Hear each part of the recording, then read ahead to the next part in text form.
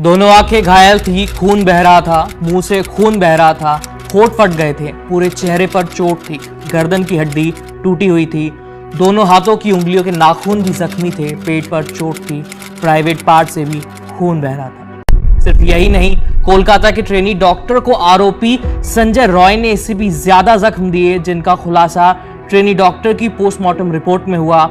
अगर सिर्फ इन्हीं जख्मों के बारे में सुनने भर से आपको बुरा लग रहा है तो जरा सोचिए जिसके साथ ये सब हुआ उस पर क्या बीती होगी, क्या उसकी हालत हुई होगी। और अगर मैं पीड़िता की हर चोट, हर जख्म की कहानी यहाँ सुनाने लग जाऊं तो सोचिए आपका क्या हाल होगा।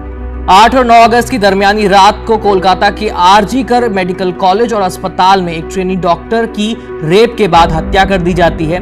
अब पीड़िता की पोस्टमार्टम रिपोर्ट आ चुकी है। इस रिपोर्ट में साफ हो गया है कि पीड़िता के साथ कैसे बर्बरता की गई थी। रिपोर्ट में क्या क्या सामने आया, आज मैं उसी के बारे में बताने वाला हूं। आरोपी संजय रॉय ने ट्रेनी डॉक्टर के साथ बर्बरता की सारी हदें पार कर दी। 8 और 9 अगस्त की दरमियानी रात करीब 1 बजे आरोपी संजय अस्पताल में आता है, जहां उसने खूब शराब पी और हिंसक पॉर्न वीडियोस देखे।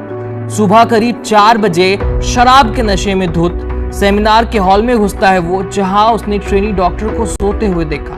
संजय रॉय ने डॉक्टर को दबोचने की कोशिश की, लेकिन वो जाग गई। डॉक्टर ने खुद को आरोपी से छुड़ाने की कोशिश की, लेकिन संजय रॉय उस पर भारी पड़ता हुआ नजर आ रहा था। शराब के नशे में धुत संजय एक जानवर जैसा बन चुका था। जूनियर डॉक्टर की जो पोस्टमार्टम रिपोर्ट सामने आई है, उसने हर जख्म का हिसाब दे दिया है। रिपोर्ट के मुताबिक जूनियर डॉक्टर के शरीर पर जितने भी घाव हैं, वो उसे तब मिले जब वो खुद को आरोपी से बचाने की कोशिश कर रहा था। इसी कोशिश में उसके चश्मे का शीशा टूट चुका था, क्योंकि आरोपी डॉक्टर ने उसके चश्मे पर मुक्के मारे थे, जिससे उसके चश्मे के टुकड़े टूटकर उसी की आंखों में धंस गए थे। इसी वजह से पीड़िता की दोनों आंखों से खून बह रहा था।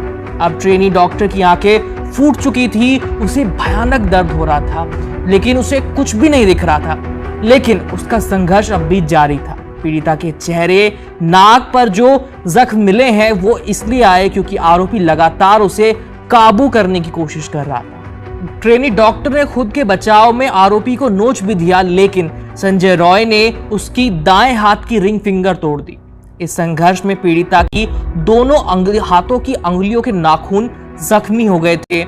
ट्रेनी डॉक्टर घायल होकर भी खुद को बचाने की पूरी कोशिश कर रही थी, लेकिन भयानक दर्द के चलते वो कुछ देर बाद बेहोश हो गई। रिपोर्ट के मुताबिक ट्रेनी डॉक्टर के प्राइवेट पार्ट पर जो जख्म के निशान मिले हैं वो तब आए जब जूनियर डॉक्टर बेहोश हो चुकी थी और संजय रॉय उसका रेप कर रहा था।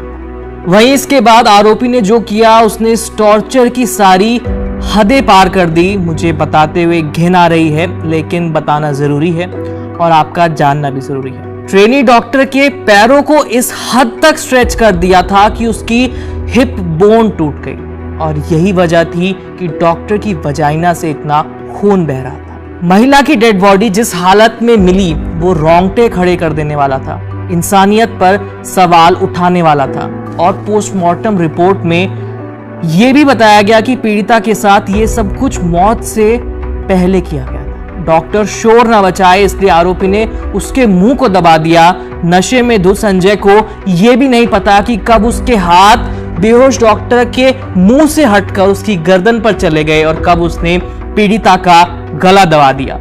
पोस्टमार्टम रिपोर्ट के मुताबिक पीड़िता की मौत गला घुटने से हुई है। रेप करने के बाद आरोपी ने दोबारा पीड़िता का गला दबाया ताकि उसके बचने की कोई गुंजाइश न रहे, और इसकी वजह से पीड़िता की गर्दन की हड्डी टूट गई। 40 मिनट के अंदर संजय रॉय ने यह सब कुछ कर दिया। जब संजय अस्पताल से निकला उस वक्त सुबह के 4:37 हो रहे थे। इसके बाद वो वहां से निकला, कोलकाता पुलिस के बैरक में गया, जहां जाकर उसने पहले अपने कपड़े धोए, सारे खून के दाग और सारे सबूत मिटाए, वो नहाया और सो गया। फिर 9 अगस्त को सुबह 8 बजे जब अस्पताल का स्टाफ सेमिनार रूम में पहुंचा, तब उन्हें डॉक्टर की डेड बॉडी मिली और फिर हड़कंप मच गया। यही नहीं, पोस्टमार्टम रिपोर्ट में एक और खुलासा भी हुआ है, वो ये कि पीड़िता की बॉडी में डॉक्टरों को 151 ग्राम सीमेन मिला है और इतना सीमेन आमतौर पर एक पुरुष से नहीं निकलता। ऊपर से पीड़िता के साथी डॉक्टरों को यह भी शक है कि संजय के साथ इस क्राइम में कोई और भी था, क्योंकि ट्रेनी डॉक्टर की कदकाठी ऐसी थी कि संजय का अकेले उस पर काबू पाना मुश्किल था। और इन दोनों बातों की वजह से ही सभी को यह शक है कि पीड़िता का गैंगरेप हुआ है। फिलहाल सीमेन सैंपल को जांच के लिए भेजा जा चुका है। उसकी रिपोर्ट आने के बाद ही कुछ कहा जा सकता है। संजय रॉय ने जो किया उसके लिए तो फांसी की सजा भी कम है। फिलहाल सीबीआई के पास ये मामला चला गया है और हम उम्मीद करते हैं कि जल्दी ही संजय रॉय को कोर्ट कोई ऐसी सजा सुनाए जिससे अपराधियों की रूह कांप जाए। बाकी अपने सजेशंस हमें कमेंट में जरूर बताइएगा, आपकी वीडियो कैसा लगा। और देखते रहिए एबीपी लाइव। मेरा नाम है आयुष। धन्यवाद।